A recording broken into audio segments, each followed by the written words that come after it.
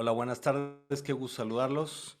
Bienvenidos a esta nueva entrega del repositorio fiscal, un análisis que hacemos mediante una charla de forma concreta y concisa de temas específicos fiscales de interés y trascendencia, de además mucha vanguardia, ¿no? El día de hoy vamos a continuar con el tema del CFDI 4.0, que amablemente me ha ayudado a analizar el maestro Francisco Hernández, contador, maestro en impuestos Francisco Hernández, a quien le quiero dar la bienvenida, al igual que todos ustedes. Bienvenidos a esta nueva entrega del repositorio fiscal.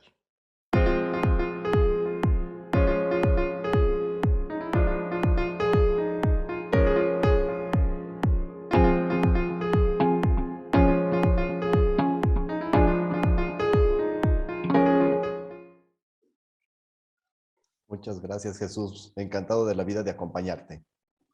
Gracias, Francisco.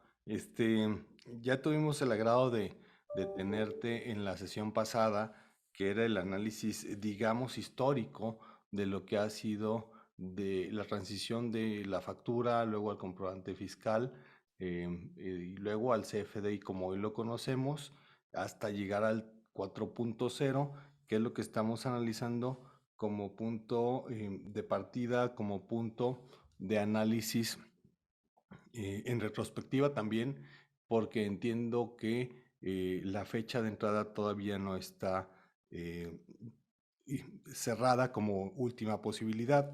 Es decir, todavía hay dudas en la entrada, en la vigencia, por lo complicado que es el CFDI 4.0. Y quisiera empezar con esta pregunta que podría ser la de cierre, pero me parece que voy a empezar con esta porque muchas personas me han preguntado, contadores de empresa me han preguntado esto. Bueno, ¿y cuándo ya es definitivamente obligatorio implementarlo? O quizás podría llegar a ser que la autoridad se dé cuenta de la complicación que conlleva elaborar un 4.0 y se eche marcha atrás. Entonces, bueno, ya no es una, son dos preguntas. Es uno, ¿cuándo sería la fecha límite para estarlo implementando completamente? Y la siguiente sería, ¿crees que vayan a echar marcha atrás con todo esto que está sucediendo para poderlo implementar? Mira, con respecto a tu primera pregunta, Jesús, al día de hoy ya nos mandaron hasta el día 1 de julio del 2022. Originalmente era el 1 de mayo, dijeron, no, ¿sabes qué? No estamos preparados, ni ustedes ni nosotros. Vamos a dar un poquito más de prórroga hasta el día 1 de julio. Última fecha para utilizar las dos, en teoría, es el 30 de junio. Puedes utilizarlo de manera simultánea, eso es bien importante, perdón, es bien importante tomarlo en cuenta porque varias personas me han preguntado, oye Francisco, si yo utilizo la 4, ¿ya no puedo regresar a la 3? Puedes usarla, es un periodo de convivencia, puedes utilizar las dos sin ningún problema hasta el 30 de junio. Recomendación, yo se los dije, la 4.0 tiene muchos asegúnes, utilice la versión 3.3 hasta el 30 de junio, es mi recomendación. No se duerman en sus laureles, ya empiecen a prepararse, hagan sus pruebas, pero no empiecen a timbrar con ella porque, repito, hay muchos problemas y ni la autoridad está preparada. Respecto a tu segunda pregunta, oye Francisco, ¿crees que el día 1 de julio nos vuelvan a dar una prórroga para irnos a lo mejor al 1 de julio del 2027? Es una broma. Te lo voy a decir bien sarcástico y bien directamente. Hoy estamos sufriendo el 99.99% más un punto porcentual, o sea, ya rebasé el 100% los contadores con la declaración anual de las personas morales, Jesús. La plataforma, perdón que lo mencione así tan directamente, tiene muchos errores, tiene muchas contingencias, muchas incertidumbres y la autoridad no ha querido aceptar esta situación. Dicen que funciona perfectamente y más allá de darnos una prórroga, nos dijeron tienes el límite el día de hoy, te quedan 12 horas para enviar tu declaración anual. Ojalá y me equivoque, pero si siguen con ese mismo criterio las autoridades para el día 30 de junio, te puedo asegurar que el 1 de julio no va a haber otra más que la 4.0. Ahora, comentaba hace un momento, no utilicen la versión 4.0 ahorita, no timbren, por favor, espérense, porque no está totalmente terminada, totalmente perfeccionada. Si no usamos la versión 4.0, llegamos al día 30 de junio, la autoridad no le va a quedar otra más que decir, como todavía no me has timbrado con esa versión, o es el 2, el 5% del total de los contribuyentes mexicanos, quizá no le van a dar una prórroga. En Radio Pasillo, no digo que sea oficial, se ha mencionado mucho que hay la probabilidad de que nos vayamos hasta el día 1 de enero, para ahorita continuar con la convivencia y no terminar el año 2022 3.3 y 4.0 y va a ser un conflicto a la hora del prellenado de las declaraciones. El conflicto ya existe, pero va a estar todavía más grave a la hora del llenado de la declaración anual. Entonces yo espero, confío, de que si no todos o si la mayoría no enviamos lo que es el CFDI 4.0, nos den una prórroga por lo menos al 1 de enero del ejercicio siguiente. Ojalá y así sea. Sí, Francisco, además de este punto, em, quiero recordar que los contribuyentes tienen dos obligaciones principales, que son las obligaciones económicas, las de pago, y las otras son las administrativas, y en estas administrativas está emitir el CFDI.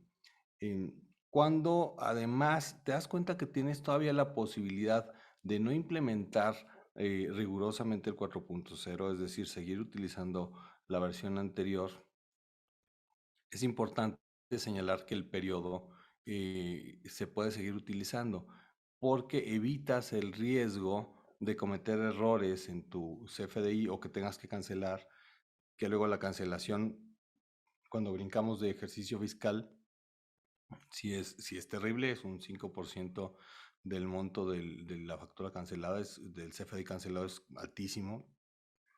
Entonces, creo que vale la pena, como tú dices, seguir utilizando hasta el último día que podamos la versión que todavía tenemos ahorita, que es la 3.3, y luego de ahí, si ya no nos dan la prórroga, empezar a usar la 4.0, lo que sí puede ir haciendo el contribuyente en este ejercicio que es enteramente legal porque así lo dispone la norma, es que vayan utilizando el 4.0 no para timbrar, no para hacerlo definitivo, sino para que vayan familiarizándose como el formato, la mecánica y la implementación en caso de llegarse a dar. Sin embargo, yo creo que antes de que se llegue la fecha límite, también consideraría que van a cambiar la fecha por lo que hemos comentado, ¿no? Es decir, muchísimos cambios en las plataformas en el SAT pues implicaría también que haya una super plataforma o una superestructura que le permita al SAT funcionar bien. Y bueno, pues quiero que alguien nos platique la cantidad de personas que hay adelante en la fila para hacer cualquier trámite en el SAT, ¿no? Que es tremenda por lo que yo he visto en los últimos días. Bien, Tienes toda sí. la razón, incluso, perdón, Jesús. Eh, Tú lo mencionaste en la plática que tuvimos hace 15 días, lo de los antecedentes, el 2014, lo de las famosas facturas en papel que nos dijeron, ¿sabes qué? Las facturas en papel que tengas al cierre del 2014 las vas a poder utilizar, si no mal recuerdo, te decía, durante 2 años y siempre y cuando no exceda de un determinado número de folios. Todos mandamos a hacer chorrocientas mil 424 facturas en papel para seguirlas utilizando. Lo mismo sucede con la 3.3. Si en aquel entonces no queríamos migrar a lo que era el comprobante fiscal digital, vamos a hacer exactamente lo mismo ahorita. Vamos a seguir utilizando la versión 3.3. Vamos a hacer como lo sucedió en el caso de lo del papel y ya veremos a ver qué pasa el día 1 de julio y ojalá y no lo prorroguen al 1 de enero del 2023. Eso es sumamente importante. Otra cosa que también quiero comentarte, Jesús, no quiero que se me vaya, que se me pase. Tú acabas de decir de las filas. Suena sarcasmo, pero ahorita hay más fila en el SAT para ir a conseguir tu cédula de identificación fiscal que para la vacuna del COVID. ¿Por qué? Porque las empresas, los patrones, hablemos patrones, personas físicas, personas morales, le están exigiendo a los trabajadores su cédula de identificación fiscal porque el CFDI 4.0, cuando sea obligatorio, cuando no haya para dónde movernos, te exige, lo platicamos hace 15 días, el nombre como aparece en la cédula. Te pide el código postal, te pide el régimen fiscal y el único lugar donde aparecen esos datos tal y como debe ser es en la cédula de identificación fiscal. Hablando de los trabajadores, de los empleados, un 90% de los empleados no tienen firma electrónica, no tienen contraseña, por lo tanto no tienen forma de entrar al portal del SAT para generar su cédula de identificación fiscal. La única forma de lograrlo es con el SAT ID, que dicho sea de paso, paréntesis, ya nos dijo la autoridad que en abril no va a estar funcionando. O la segunda es que vayas y te formes al SAT porque no hay citas, nos exigen que paguemos impuestos, nos exigen cumplimiento de obligaciones, pero no tienen la capacidad para atendernos. Yo también los considero, los entiendo perfectamente, pero te repito, hay más filas para lo que es conseguir una firma electrónica, para conseguir una cédula de identificación fiscal, que para la vacuna del COVID. Y creo que alguien iba a comentar algo, discúlpenme, lo interrumpí. No, no, no, Francisco, estoy totalmente de acuerdo contigo. Sí es un tema relevante porque, pues la plataforma en general y luego las reformas que nos llevaron a que todo tuviera que estar controlado por el SAT, me parece que dejaron de reconocer un tema importante que es la operatividad que puede tener el SAT, ¿sí? Es decir, eh, sí pensamos siempre en cómo funciona el servicio de administración tributaria, pero creo que no midieron tanta carga que le estaban mandando, ¿sí? Entonces, esto nos va a llevar a que sea inoperante en muchas situaciones. Yo tengo muchos amigos contadores, afortunadamente, entre ellos tú, claro está, y Gracias. y no duermen, ¿no? Es como si eternamente tuvieran un bebé recién nacido, ¿no? No duermen haciendo las nuevas declaraciones Es y correcto. los entiendo. Y bueno, si me permites, tenemos muchas preguntas que voy a irte planteando para ver qué visión tenemos. Van a ser aleatorias, pero creo que nos puede funcionar muy bien esto. Del despacho del contador Guillermo Pérez, nos pregunta Ale, que es una de sus contadoras, me dice, la pregunta que tenemos es si la nueva versión 4.0 ya va a permitir la retención de reciclo del 0.0125, ya que solamente permitía números enteros. Y entonces aquí ya empezamos con la parte fina numérica. En teoría, es una de las modificaciones que se están esperando para la versión 4.0, que dicho sea de paso, tú lo sabes, Jesús, que te emiten una versión y esa versión es tipo resolución miscelánea, tiene como 45 modificaciones y adecuaciones. Ya se le hizo ver eso a la autoridad, ya se le comentó de que no está, llamémoslo así, totalmente preparada o lista para generar la factura electrónica con todos los requisitos fiscales, hablando específicamente de lo que dice Ale del reciclo. Y en teoría, digo en teoría porque no sé si en la práctica vaya a suceder, van a hacer dicha adecuación en el nodo precisamente de este tipo de campos. De acuerdo, entonces ya va a permitir números que no son enteros. Es correcto. Enteros es entre comillas, si estás de acuerdo, porque yo sí elaboro un CFDI en el portal del SAT. Hablando caso particular de lo del IVA, tú sabes que la retención del IVA son las 2/3 del impuesto trasladado que lo traducimos en el punto 10666667 y sí te lo permite. De igual forma el portal del SAT, yo ya lo hice y sí me permitió poner el punto 0125 sin ningún problema. Entonces yo considero que el portal del SAT sí te permite hacerlo. Aquí lo que creo que nos está diciendo Ale está relacionado con aquellos contribuyentes que utilizan una plataforma propia, un pack, un servidor propio, un software propio, que a lo mejor ese no está actualizado para recibir este tipo de operaciones o este tipo de retenciones que nos marca la ley. Pero te repito, en el SAT, te invito cuando tengas la curiosidad y que te quieras quedar despierto igual que yo toda la noche, sin ningún problema te permite poner los porcentajes que tú requieras. De acuerdo. Sí, gracias. Yo me quedo despierto toda la noche cuando hago amparos, mi estimado Yo sé, amigo. yo sé, yo sé, yo sé. Sí, me comenta el contador, Efren Israel Ramírez, me hace la siguiente pregunta. Al aumento eh, que de de la nueva factura global para el público en general, dice, de una dulcería tal vez, es decir, de un negocio que, pues, que tiene mercancía muy pequeña, ¿no? Y puede ser a granel o puede ser en unidades. Sí. Y si son varios los productos los que facturan al mes o a la semana, em, ¿qué se tiene que hacer de una persona física o por el... es que si se tiene que hacer, perdón, es que no entendía muy bien la pregunta, que si se tiene que hacer por persona física o por el total de productos o cómo va a ser la descripción en esta factura global. Porque además me parece que es una de las preguntas que es más renuente, que tiene más reiteraciones, esta de la factura global al público en general. Mira, vamos a hablar de lo que es la factura global, que les paso la regla, la 271-21 de la resolución miscelánea. Y en la factura global te menciona que tú puedes hacer dicha factura global del verbo voy a juntar todas las ventas a público en general que realicé durante el día, que no entregué un comprobante fiscal digital, sino una especie de nota simplificada, un ticket, tipo tiendas de, ¿cómo le llaman? Conveniencia, ¿sí? Ajá. Tú tienes la obligación de juntar todos esos tickets y elaborar dicha factura de manera diaria, semanal, mensual o incluso todavía existe lo que es el RIF de manera bimestral. Tú puedes elegir el periodo. Vamos a la más sencilla para explicar, la diaria.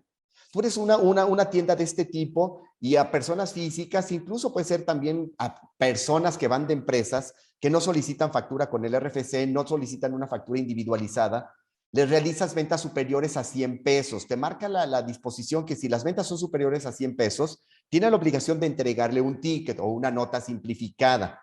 Si son menos de 100 pesos, el código fiscal te obliga a que si la contraparte, el cliente, te exige el ticket, aunque sea menor a 100 pesos, tienes la obligación de entregar dicho ticket. Hablando de los regímenes normales, en el caso de lo del RIF, régimen de incorporación fiscal, es a partir de 200 pesos en adelante. Ya llegaron todos tus clientes público en general, ninguno fue menor de 100 pesos, todos fueron superiores, entregaste tu ticket o tu nota simplificada. Imagínate que elaboraste 80 notas simplificadas. ¿Qué información debe de aparecer en dicha nota? El nombre de quien la emite, el RFC de quien la emite y debe de estar prefoliada con un número consecutivo. En el campo donde te dice concepto, vas a señalar todos y cada uno de los productos que tú hayas vendido a cada una de estas personas. Vamos a pensar que fueron 70 personas.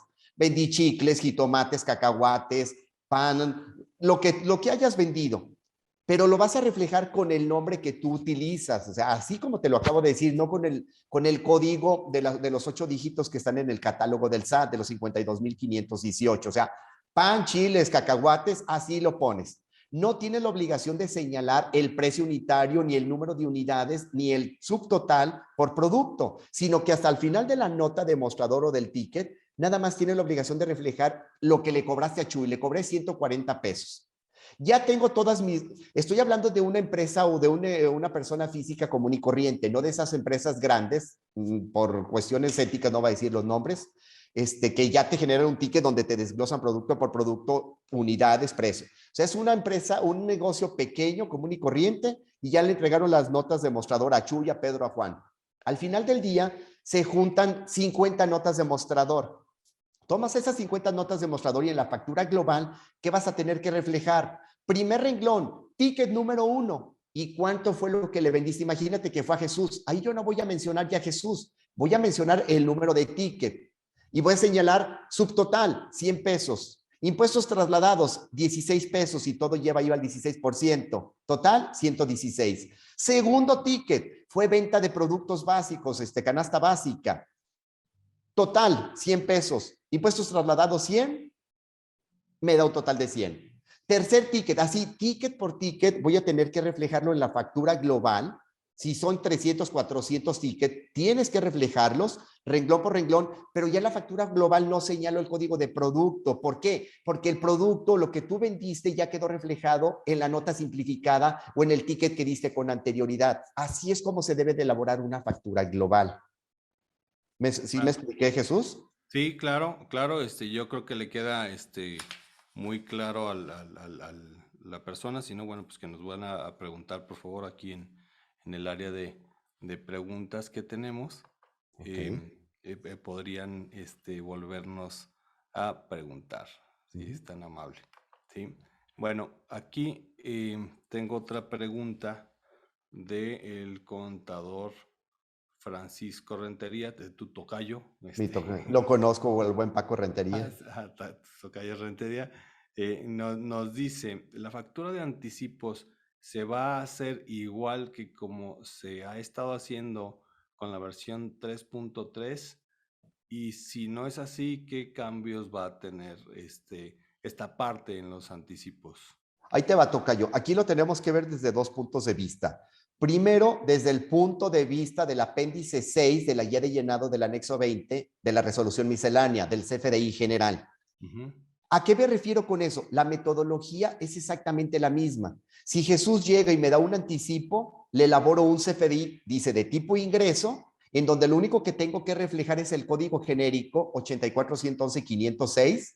En el nodo o en el campito donde tú pones la descripción de la operación o de la actividad que estás realizando, nada más pones la palabra anticipo y vas a señalar el importe que te están entregando y si está relacionado con actos a la tasa del 16%, desglosas el IVA. Posteriormente elaboras la factura por el total, suponiendo que nada más fue un anticipo. En esa factura por el total reflejas todos y cada uno de los productos que tú estás vendiendo, que tú estás entregando. Una vez que ya reflejas cada uno de los productos, hay un nodo que se llama un cuadrito que se llama tipo de relación. Vas a poner el tipo de relación 07. 07 se llama aplicación de anticipo. Cuando tú pongas el 07 te va a pedir un UID o varios UID que están relacionados con esa factura global. Ahí que voy a tener que reflejar, Jesús, el UID del anticipo que tú me habías dado anteriormente. Ya elaboré esa factura, ya tengo el CFDI de anticipo, ¿qué me falta? Tengo duplicado el ingreso en el anticipo con la factura global que yo estoy, con la factura, perdón, general o la mamá que yo estoy elaborando. Tengo que elaborar después un CFDI de tipo egreso, una nota de crédito, para matar el efecto del anticipo que yo había recibido con anterioridad. Ese CFDI de egreso, lo platicamos también hace 15 días, debe de tener de igual forma el tipo de relación 07, aplicación de anticipo. Te va a abrir el cuadrito para que pongas el UID. El error que se está cometiendo es que se señala el UID del anticipo. No, en la nota de crédito haces referencia a la factura mamá y en la factura mamá haces referencia al anticipo, de tal suerte de que la nota de crédito mata la factura que previamente había matado lo que es el efecto del anticipo. Esa es la metodología. La metodología Tocayo sigue exactamente igual. Lo único que va a variar con respecto al CFDI 4.0, que acuérdate que cuando yo emita un comprobante fiscal, le acabo de decir a Jesús, vas a requerir la cédula de identificación fiscal para señalar el nombre, el domicilio, que en este caso es el código postal, y el régimen fiscal de la persona de tu cliente, tal y como aparece en esa cédula. Es la única modificación. La metodología, repito, es exactamente la misma. Gracias Francisco. Aquí me pregunta nuevamente el contador Israel Ramírez. ¿Para qué sirve el nuevo apartado objeto del impuesto? Bien sencillo, para decirle a la autoridad si la operación que está celebrando es al 0 o al 16% de IVA, exento o un no afecto. En el momento en que yo le pongo que si es objeto, me va a decir, ¿objeto a qué? A IVA. ¿A qué tasa? Al 16% y automáticamente tu comprobante fiscal, tu herramienta, te va a generar sobre el subtotal el importe del impuesto trasladado. Si yo le digo que no es objeto de impuesto, déjenme pongo un caso, yo compro una maquinaria en el extranjero, en Estados Unidos, no la interno al país, sino que la vendo directamente en Estados Unidos y a lo mejor se manda a Alemania. Como no entra al país, el artículo 1 de la ley del IVA te dice que se considera un acto, una actividad grabada para efectos de esta ley cuando la misma se realiza en territorio nacional. Como no fue en territorio nacional, es un acto no afecto, un acto no objeto. En ese momento tengo que señalar precisamente mi comprobante fiscal es no objeto. ¿Por qué? Porque la realicé en el extranjero y ya no me va a reflejar los impuestos que en ese caso se están trasladando. A eso se refiere. Fíjate, Francisco, que cuando hago el análisis de los elementos estructurales que tienen las contribuciones o los impuestos, uno de ellos es el objeto. Y el objeto es precisamente la razón de ser de cada impuesto. Por ejemplo, impuesto a la renta grava el incremento patrimonial de las personas. El IVA ingreso. grava cada eslabón de la cadena productiva que se paga hasta el último eslabón por el adquiriente final. Esto lo menciono porque la terminología en materia fiscal ha sido confusa siempre y parece que no se va a terminar, porque objeto, yo insisto, estoy hablando de contribuciones y pienso en cuál es el objeto de la contribución, o más aún, digo, ya con el mejor ánimo posible, ya en términos de derecho presupuestario, el objeto, es decir, el destino efectivo de este tributo, es decir, ¿para qué se va a destinar este tributo?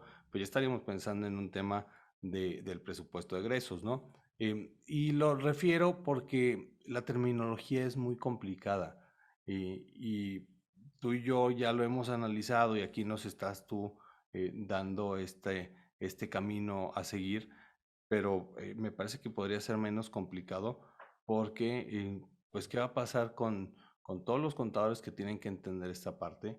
Y si tú y yo que estamos platicando del tema, estamos teniendo una visión paralela de un mismo concepto, imagínate cómo va a suceder con la implementación de una población de 130 millones, ¿no?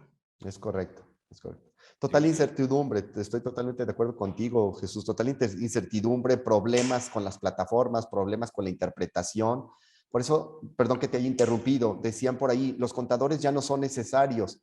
No, no son necesarios los contadores generales. Necesitas un ingeniero, necesitas un abogado, necesitas un tecnológico para que entienda la herramienta, para que entienda la operación en materias fiscal, para que la refleje en el comprobante, para que traslade los impuestos de manera correcta, para que la unidad cibernética artificial del SAT, alias el robot, la interprete correctamente.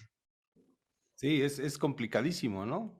Además, si no utilizamos la terminología que están esperando que utilicemos, como este objeto aplica o no aplica, que pensando nada más en IVA, que es cuando es no objeto de IVA y que son los exentos, bueno, pero tenemos otras tasas, ¿no? Tenemos Claro. 16, 0 y la franja especializada de 8. Entonces, Exacto. pues, oye, ya de ahí ya tienes que traer muchos datos técnicos al respecto. Pero Oye, bueno, Jesús, y súmale lo del IEPS. El IEPS que puede ser al 8%, que puede tener IEPS del 3, del 6% hablando de plaguicidas, súmale lo de las bebidas alcohólicas. No, la verdad es que sí, tienes que ser un super especialista en materia fiscal para evitar errores a la hora de emitir comprobantes. sí, es pues realmente sumamente complejo, sumamente vasto el vaya, la conceptualización que están integrando. Entonces, bueno, qué bueno que lo estamos viendo con tiempo. Recalcar, tenemos al 30 de junio para irle entendiendo. Correcto. Entonces, bajo esta incertidumbre de conceptos, incertidumbre jurídica o de certeza jurídica, ausencia de certeza jurídica, pues lo mejor es ser prudentes, ¿no? En la implementación. Bien, Correcto. hay algunas otras preguntas que voy a ir globalizando porque creo yo, coincidentes. em, y me dicen, bueno, ¿cuáles serían, así puntualizando como enunciativamente, los cambios o adiciones que vienen al 4.0 específicamente? Es decir, ¿qué no estaba en el 3.3 que ahora sí está en el 4.0? Primero, tenemos que reflejar el régimen fiscal tanto del que vende, presta el servicio, como el que adquiere o recibe el servicio, tanto del cliente como del proveedor. Ese es uno de los primeros cambios. Ujú. Segundo, tenemos que reflejar el nombre tanto del emisor como del receptor como aparece en la cédula de identificación fiscal. Anteriormente bastaba con el nombre del emisor, del receptor, con el puro RFC era suficiente. Tercero, tenemos que señalar el código postal, en este caso del receptor. Anteriormente, repito, bastaba con el RFC, ahorita necesitamos el domicilio fiscal, que no es señalar la calle tal cual, sino que es, no sé, el 20.320. Más cambio, el objeto de impuesto que tú acabas de comentar. Anteriormente no te reflejaba ese nodo, ese cuadrito. De hecho, yo ni siquiera lo sabía, te soy bien honesto.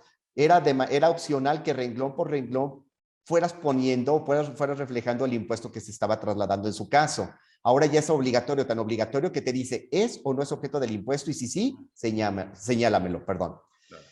El uso, ya venía lo que era el uso, pero el uso te lo van a amarrar con la actividad que está realizando y con el régimen fiscal del que está recibiendo el receptor del comprobante. Si tú eres una persona física asalariada, vas, se me ocurre ahorita a la farmacia, compras medicina y te preguntan, oye, el comprobante fiscal que me estás solicitando, ¿qué uso le pongo? Si estamos en la 3.3, yo puedo poner el G03, que significa gastos en general. Si Jesús va y compra con la versión 4.0, le genera su comprobante fiscal y lo pide como G03, van a decir, no, me dice aquí el sistema que hay un error porque Jesús es asalariado, y asalariado o eres deducción personal o eres S01 sin obligaciones y sin aplicación fiscal. Es otro de los cambios que vienen. ¿Qué otro? En el complemento de pago. El complemento de pago al día de hoy se limitaba a señalar el saldo inicial, el importe que te pagaban y el saldo final, más los datos de quién te pagaba, tipo de moneda y bla, bla, bla, y el UID. ¿Cuál es el cambio en el CFDI 4.0? Que adicionalmente tienes que señalar UID por UID los impuestos que se están causando al momento de recibir el pago. Oye, mi factura fue de 100 pesos con 16 de IVA. ¿Cuánto me están pagando? 50 pesos. Ah, entonces estás causando de los 16 pesos, 8 pesos, que es el 50% del IVA. Es otro de los cambios.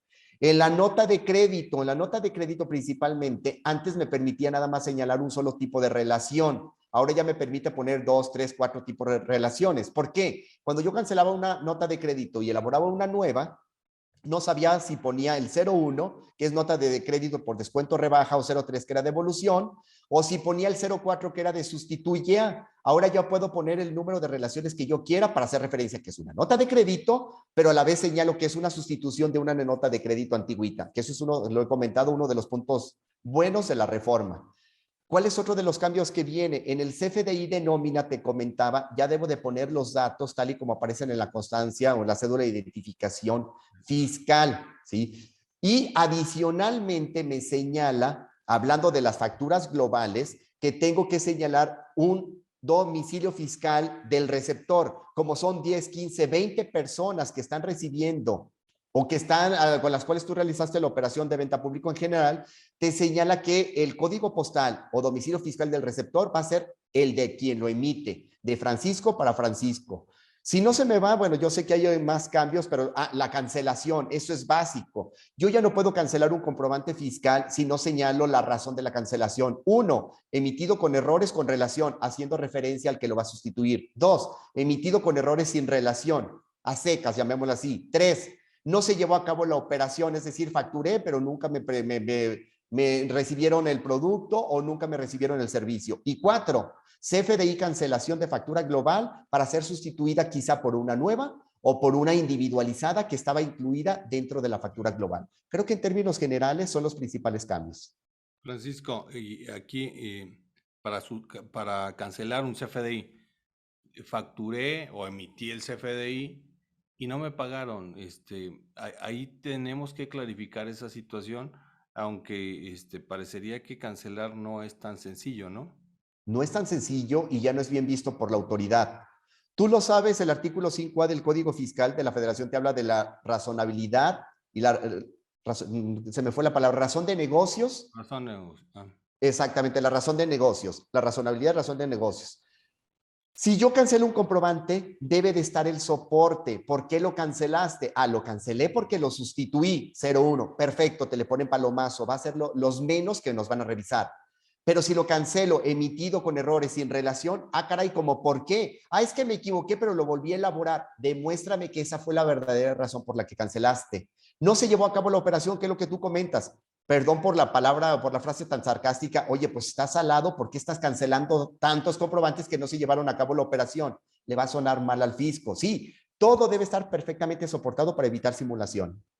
Oye, Francisco, pero no es que estés al lado, ¿no? Quiero yo pensar que eres una aerolínea, Mm. que antes de que declararan la pandemia internacional, y en cuanto declaran la pandemia internacional, tus operaciones se van al piso, se desploman por la naturaleza que tenía, ¿no? O la que tiene la operación. Entonces, tendríamos que tener un efecto de análisis histórico que se pueda reflejar este, para una posible revisión. Estoy pensando, claro, por el efecto de materialidad y razonabilidad de operaciones y luego también de la razón de negocios. Entonces, parecería que en los entregables que tenemos que estar preparando constantemente, el momento histórico tendríamos que añadirlo. ¿Los periódicos te gusta? Digo ya, como tú dices, sarcásticamente, ¿qué le añadimos a esta carpeta de entregables para que se entienda el por qué las operaciones de una empresa pues, se pueden desplomar, ¿no? No es constante, no es algo seguro. Qué interesante sería que cualquier empresa nos diera la fórmula mágica de hacer negocios que no estén en riesgo, ¿no? Correcto, correcto. Bien, voy a pensar como pensaríamos los abogados que no llenamos habitualmente los CFDIs. Por lo que tú decías, ¿no? Parecería que ya no, decían que ya no se iban a necesitar contadores. Este, buen intento, ¿no? Pero, Un buen intento. buen intento de la frase. Pero yo empiezo a llenar un CFDI, te digo, desde mi perspectiva de abogado, y entonces llego a que no puedo cubrir todos los renglones, todos los espacios para llenar.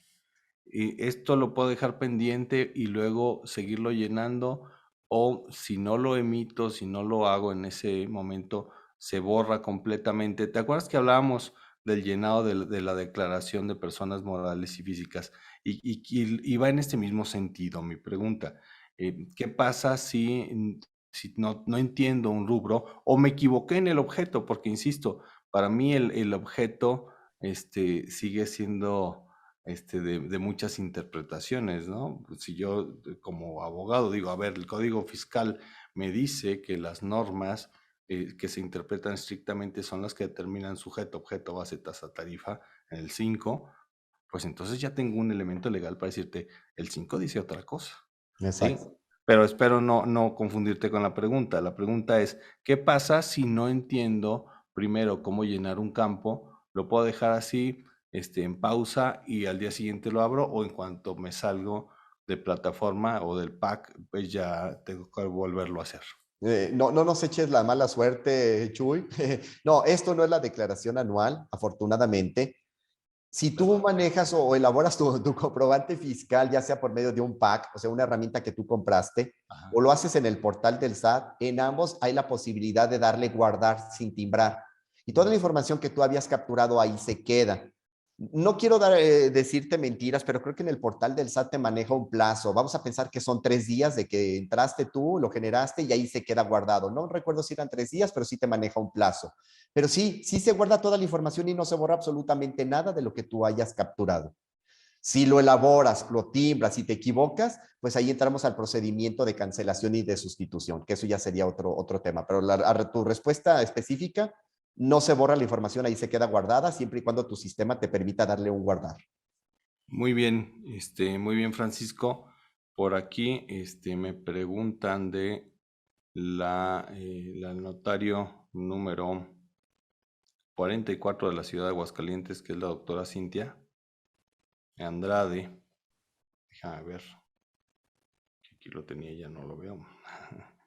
Me dice que al emitir el CFDI para los usuarios o para los clientes de la notaría, si deben tener alguna consideración especial, y su pregunta en específico es porque como el notario es un responsable solidario, entonces pues están siempre pendientes de no incurrir en esa responsabilidad solidaria, ¿no? Entonces lo cuidan mucho, entonces esa es la pregunta específica.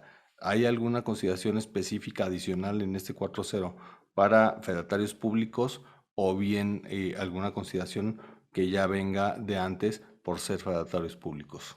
Mira, con respecto a la pregunta de la licenciada notaria, doctora notaria, es igual que lo que le contestaba Francisco Rentería.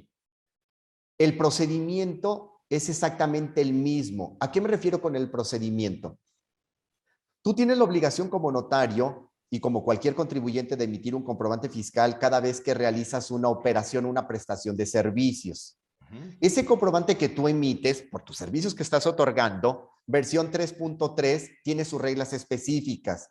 Versión 4.0, ¿qué es lo que deben de cuidar? Lo que ya tanto hemos comentado, que el nombre, el domicilio y el régimen fiscal de a quien le emita ese comprobante por mis servicios coincida con la cédula de identificación fiscal.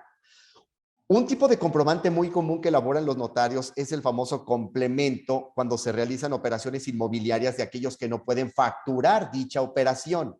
Por lo tanto, cuando yo, persona física, le vendo a Jesús, Francisco no tiene actividad empresarial o no tiene manera de reflejar o de timbrar la venta de ese inmueble, el notario tiene la obligación de que por cuenta mía elaborar junto con sus recibos de honorarios, llamémosle así, el complemento por esa operación que se realizó. Eso, a respuesta explícita también de la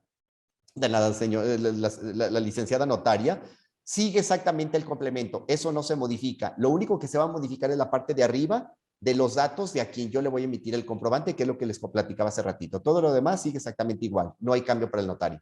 Y fíjate que precisamente mi siguiente pregunta era ese, el de qué pasa con los complementos de pago. Em, Porque no sé si hay algún dato relevante que tú creas que hay que sobresaltar o hacer sobresalir en este caso.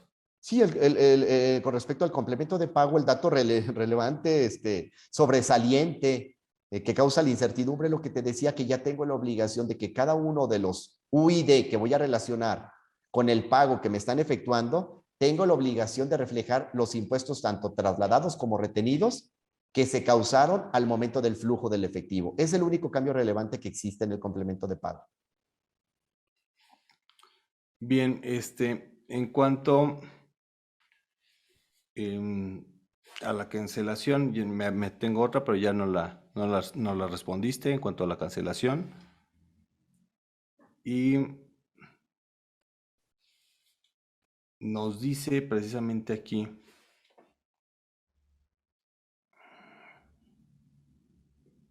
que el CFDI, perdón, que el CFDI de egresos respecto del 29A,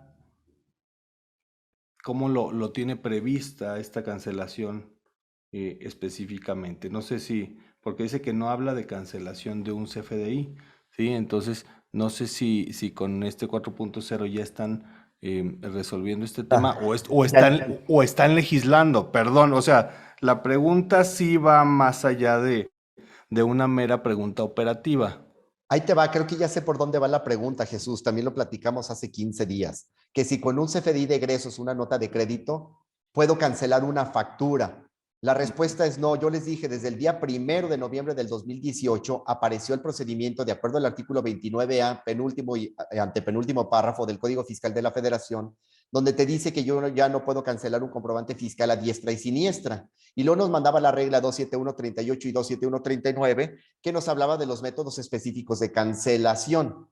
En esas reglas, desde el 1 de noviembre del 2018, lo que me daban a entender era que si yo quería cancelar un comprobante fiscal, no podía hacerlo con la nota de crédito. De hecho, es una de las modificaciones para el 4.0. Si yo cancelo un comprobante con una nota de crédito, se considera una práctica indebida, los versos satánicos del SAT que tú conoces, y te vas a hacer acreedor a las infracciones que comentabas del 5 al 10%, y adicionalmente te vas a hacer acreedor a penas de simulación o fraude.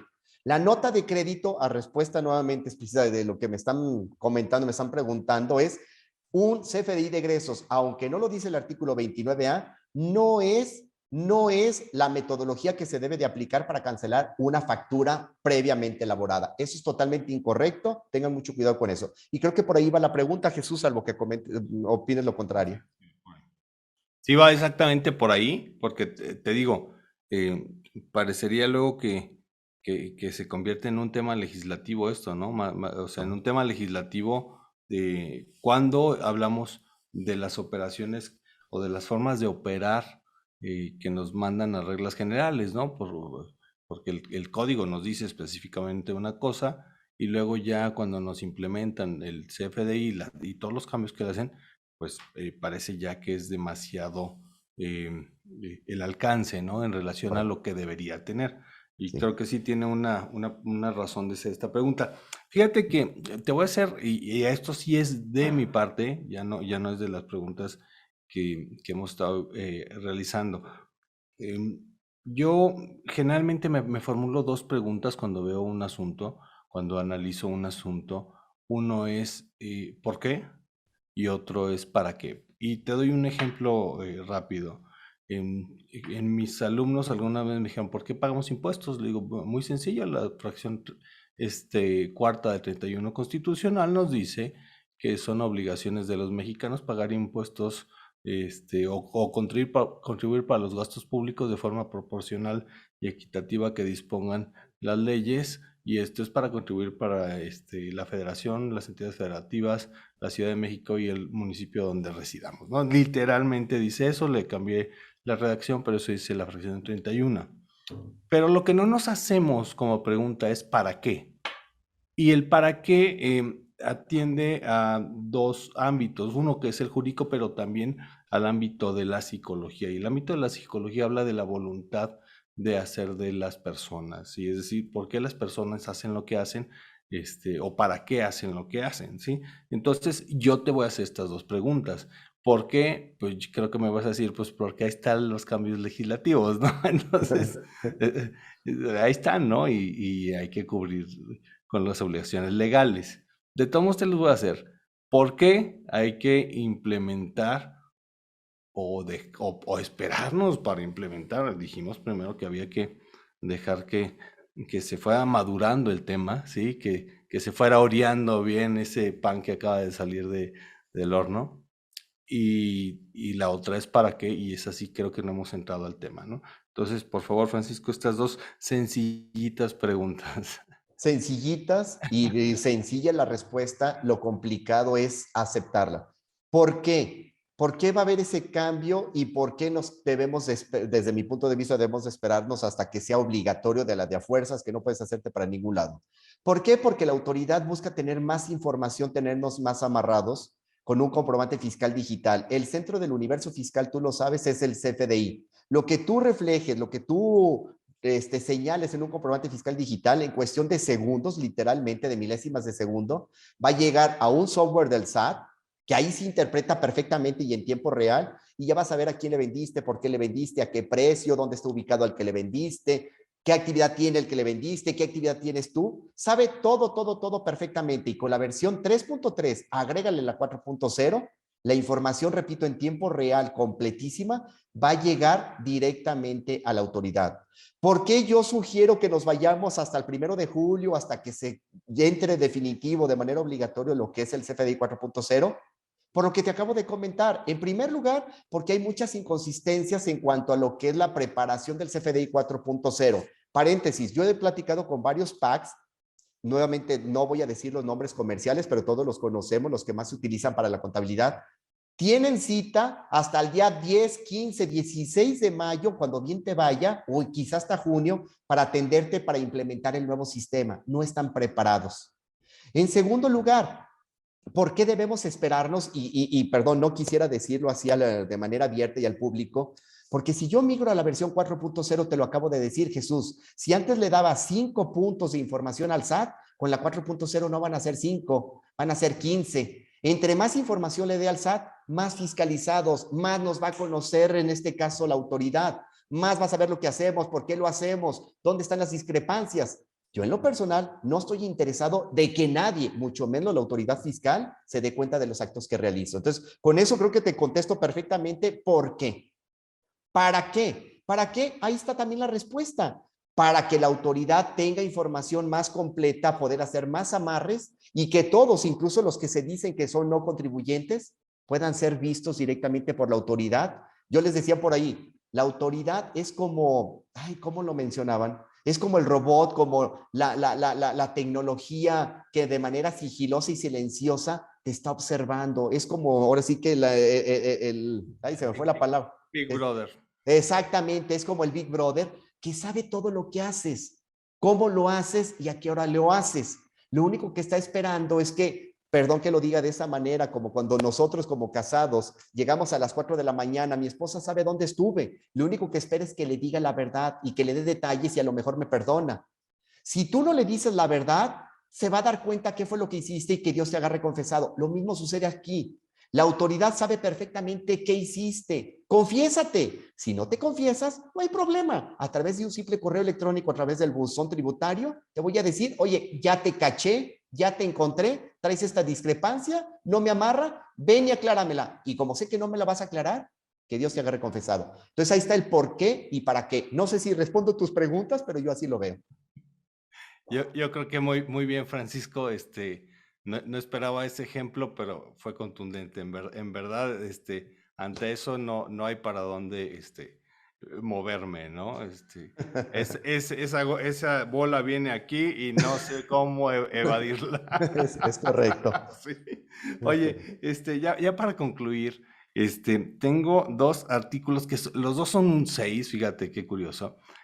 Primero es el 6 del Código Fiscal, que dice que las contribuciones son autodeterminativas. Eso nos convierte en el sujeto activo de la relación tributaria, y lo digo conscientemente porque en los libros de derecho fiscal se dice que el sujeto activo de la relación tributaria es el Estado. No, es el sujeto activo de la potestad tributaria, es decir, cuando actúa como legislador, pero cuando actuamos ya en el ámbito de las contribuciones reales, del hecho tributario, pues es el contribuyente, porque es quien realiza la acción de la cual derivan contribuciones, y luego es autodeterminativo, que es el punto a donde voy. El hecho es que cuando ya tenemos un CFDI con tantos requisitos, que parecería que ya es más importante el CFDI mismo que el hecho contributivo, me parece que rebasa por mucho, ¿sí? Entonces, me parece que el CFDI se contrapone al 6 del Código Fiscal de la Federación, cuando debería ser una consecuencia natural, una consecuencia que armoniza las operaciones y que hace más fáciles las operaciones, pero creo que va en contra precisamente del 6, que habla de esta autodeterminación que hacen los contribuyentes. Es un punto. Y luego otro que me parece sumamente importante recalcar, que es el control auténtico de los datos personales en poder de los órganos del Estado. Y esto nos garantiza el sexto constitucional.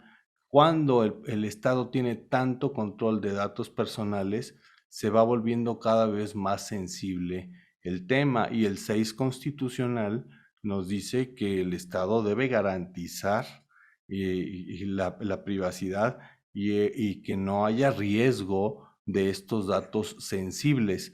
Entonces, yo creo que cada requisito que le suman al CFDI de intercambio de información entre particulares, que luego también ya viene otra cuestión, ¿no? El intercambio de información que tenemos entre particulares, porque también ya hay un cambio de información muy importante para poder hacer y cubrir los elementos del CFDI.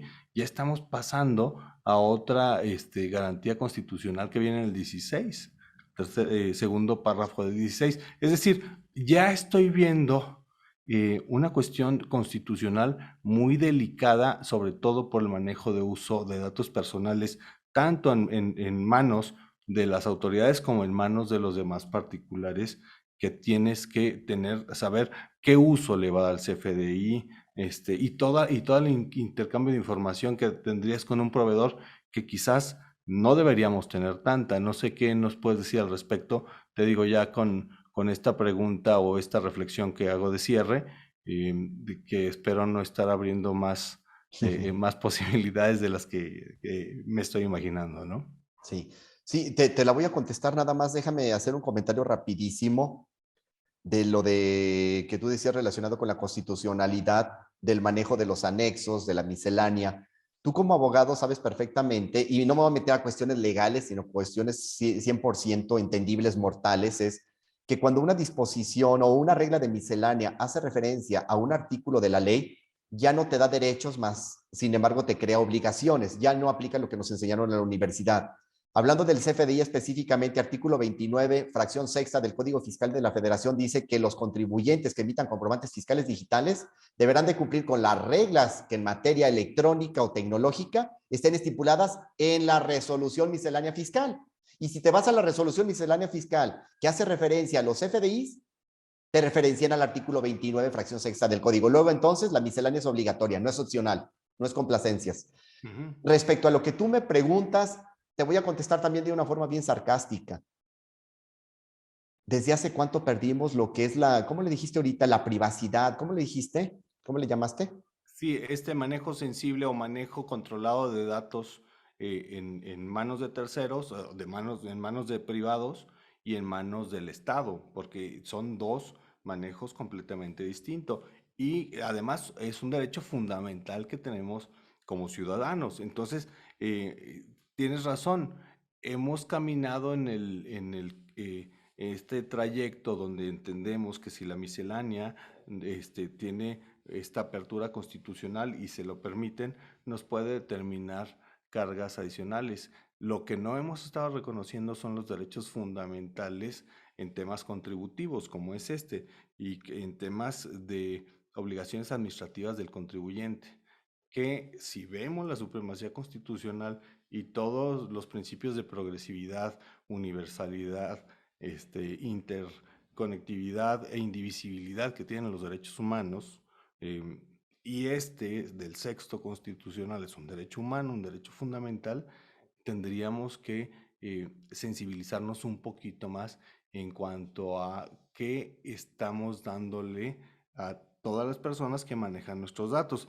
Aunque hoy parecería que no tenemos toda la conciencia, porque si alguien abre una aplicación de red social, pues ahí vierte todos sus datos y luego ponen sus filtros de carita de perrito y para eso hay que ponerle más datos, o sea, le entregan su vida privada a una app que les permite ponerse orejas de perrito, ¿no? Creo que no hay esta conciencia de hasta dónde estamos ya en la era donde el manejo de datos es tan sensible y tan importante para el ciudadano, para el ser humano, que es parte fundamental de su patrimonio de vida. Ok, mira, tienes toda la razón de lo que estás comentando y es un tema muy, para aventarnos una charla de 2 o 3 horas, pero haciendo referencia primero al artículo 6 que tú mencionas del Código Fiscal, que los impuestos son autodeterminables. Eso desapareció desde que nació el CFDI. ¿Por qué? Sí, yo sigo reflejando la información que considero de acuerdo a mis papeles de trabajo, de acuerdo a mis cálculos, en la medida en que me lo permiten los formatos electrónicos de las declaraciones. Te hablo versión 2021 para atrás. Ujú. Al día de hoy, sí te permite hacer algunos cambios, pero ya por default viene derivado de lo que tú timbraste, derivado de lo que tú te confesaste, viene automáticamente precargado en las declaraciones. Si tú reflejas cantidades diferentes a las que vienen ahí, puedes mandar tu declaración, puedes mandar tu autodeterminación, pero la autoridad, el robot, de manera casi que automática te va a mandar primero una atenta invitación en donde va a decir, no me checa lo que me reflejaste con respecto a lo que tú me estás timbrando, a lo que te estás confesando. Amárramelo. Entonces ahí dices, ¿dónde está la autodeterminación? ¿Es una autodeterminación simulada, una determinación de mentira? Porque todo ya está amarrado perfectamente con los FDIs. Hablabas de lo que es la privacidad de los datos y yo me pregunto, ¿hace cuánto el típico secreto bancario, desapareció el secreto bancario? Los principales chismosos de la autoridad fiscal al día de hoy, entre otros, por no mencionar otros, es el banco. ¿Qué sucede? Ahorita decías del CFDI, es una herramienta electrónica que antes yo tenía mis facturas, las guardaba en mi escritorio y se las entregaba nada más a quien yo quería, las que eran en papel.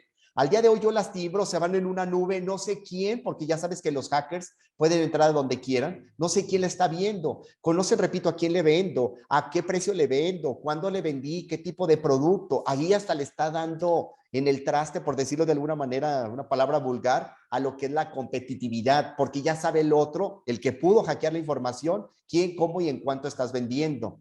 Otra cosa que le está pegando a lo que es la privacidad, y no lo hemos platicado ahorita en este día de hoy, el complemento carta aporte. Ahí en el complemento carta aporte tienes que entregarle la información de entrada al chofer que lleva el producto. Le estás diciendo qué llevas, a dónde lo llevas, En el peor de los casos, aunque hay una regla que te permite no señalar los precios, pones el precio del producto. Ya no hay privacidad, Jesús. Me decías que era el artículo 16 constitucional. Desde mi punto de vista, ya no hay ni privacidad. Artículo 6, ya no hay autodeterminación. Oye, eso es totalmente inconstitucional. Como le comentaba el otro día a una persona, perfecto. Pero para evitar de que la autoridad fiscal, o llámele cualquier tipo de autoridad, no viole estos derechos que tú tienes, tienes que ir a pelearte, tienes que ir a contratar al abogado Jesús, ampararte, llevar a cabo un juicio para lograr ese beneficio. ¿Cuánto tiempo, cuánto dinero te va a llevar? Y espérate, tú lo sabes perfectamente que los juicios, los amparos que se han metido últimamente, ¿cuántos les has podido ganar a la autoridad? Es como que una tarea infructuosa, pero estoy totalmente de acuerdo contigo que es algo que es frustrante, que a pesar de que nuestra Carta Magna señale una cosa, por otro lado, la práctica dice una cosa totalmente distinta. Es mi punto de vista, Jesús. Francisco, pues te agradezco mucho tu punto de vista, es muy nutritivo para esta charla. Me parece muy interesante esta visión práctica tuya que tienes como contador, eh, como máster en impuestos y como miembro de la Comisión Fiscal Regional del Centro Occidente. Digo, aquí estoy volviendo a ver tu currículum, que es impresionante. Por eso yo estaba pensando, ¿por qué le pregunté eso si tenía que recordarme a mí mismo tu currículum?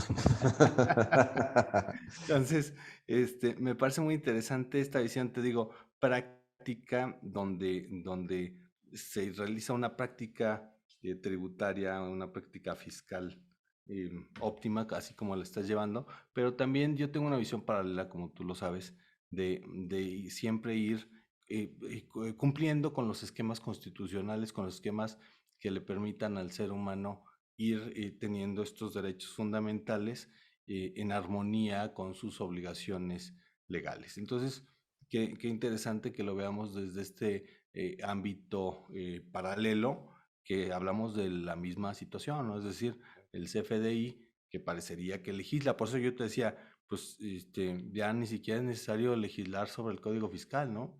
Uh -huh. Le mueves al CFDI desde el SAT y entonces legislas desde el SAT y eso, eh, pues eso nos tiene que dar para otra charla que, que tendría que ser de muchas horas.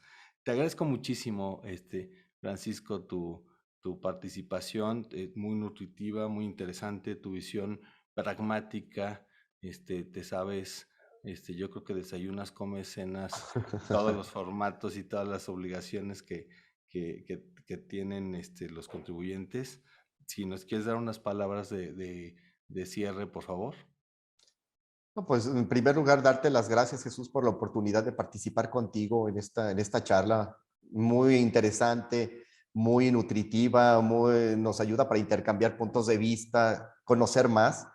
Y la sugerencia que les hice hace un momento, perdón que lo diga así, si hay una disposición, una regla que te permita echar a andar un procedimiento fiscal administrativo, perdón por la palabra echar o echar, poner a funcionar de manera posterior, por favor aprovechenlo. Aprovechenlo no solamente por las cuestiones fiscales que nos abruman, nos tienen totalmente amarrados, sino porque lo que no está todavía bien probado, todavía perfectamente llevado a cabo, lo único que va a ocasionar va a ser problemas. Entonces, aprovechen esas prórrogas y utilicemos los beneficios que nos otorgan, que nos dan este tipo de disposiciones para estar preparados en el momento en que esto sea obligatorio y que ya no tenga para dónde moverme. Gracias nuevamente, Jesús, y como siempre estoy a tus órdenes.